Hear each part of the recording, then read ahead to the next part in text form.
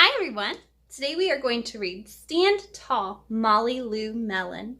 This is written by Patty Lovell and illustrated by David Catrow. Stand Tall, Molly Lou Melon, written by Patty Lovell and illustrated by David Catrow.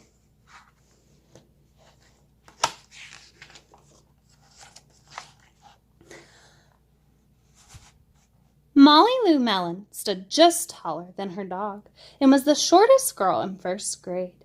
She didn't mind. Her grandma had told her, "Walk as proudly as you can, and the world will look up to you." So she did. Molly Lou Melon had buck teeth that stuck out far so that she could stack pennies on them. She didn't mind. Her grandma had told her, "Smile big and the world will smile right alongside of you." Buck teeth means that you have some really big teeth you can see right there. They're hanging right out of her mouth.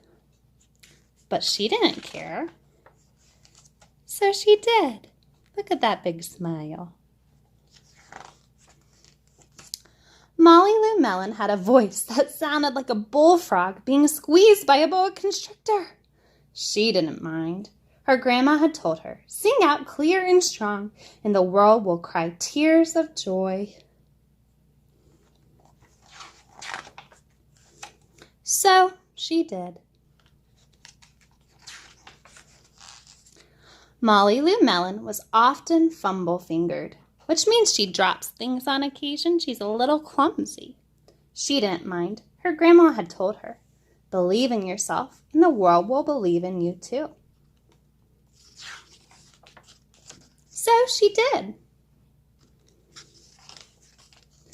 Then Molly Lou Melon moved to a new town. She had to say goodbye to her grandma and all of her friends. Oh dear, what do you think is going to happen? Do you think she's going to make new friends? Do you think it will be hard for her? Let's see what happens. Look, her friend's so sad. She had to start in a new school.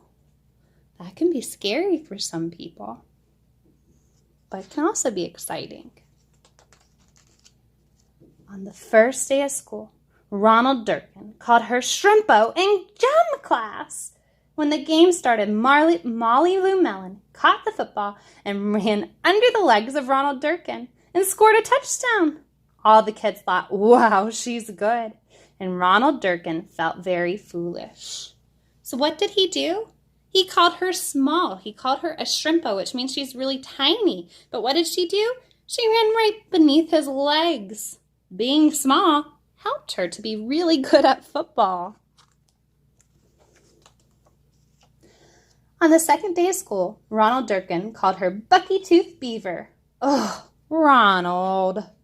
Molly Lou Melon took out her pennies and stacked 10 high on her teeth and smiled as big as day. All the other children smiled with glee, and Ronald Durkin felt very foolish.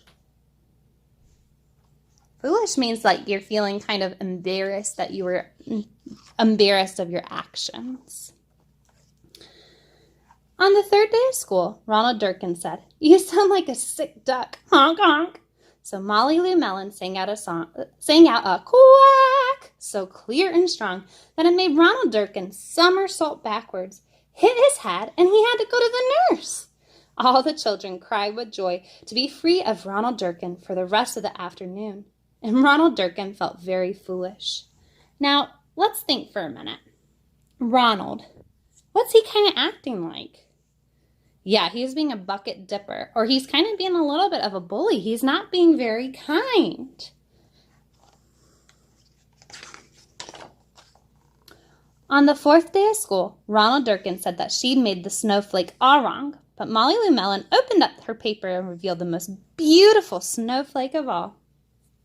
All of the other children oohed and awed, even Ronald. Look how beautiful that turned out. On the fifth day of school, Ronald Durkin brought Molly Lou Melon a stacking penny for her tooth, and he smiled at her. "Wow, Ronald, that was really kind. Why do you think he did that?" Good idea. Yeah, I think that maybe he was feeling like she's actually somebody he wants to be friends with. He was tired of being unkind, so he was trying to become friends with her by sharing with her. That night, Molly Lou Melon took out her pencil and paper and wrote a letter to her grandma. Dear Grandma, I wanted to let you know that everything you told me was exactly right. Love, Molly Lou Melon. The end. Thanks for reading Stand Tall, Molly Lou Melon by Patty Lovell and illustrated by David Cattrall with me today. This story is really fantastic to remind us that sometimes we might be different. Molly Lou Melon had a lot of things that were different about her. She had some big teeth, her voice wasn't a beautiful singing voice, and she was very small. But what did she do? Was she embarrassed by it? No, she stood tall. She had a smile on her face. She sang out loud, crystal clear, and she was proud of who she was. So sometimes there's things that people might tease you for, but be proud of yourself. You're unique, which means that you have things that are different about you than everyone else. Celebrate those differences and know that if you stand tall and you're proud of yourself, people will celebrate those differences too. Thanks again for reading, and I hope you have a good rest of your day. Bye.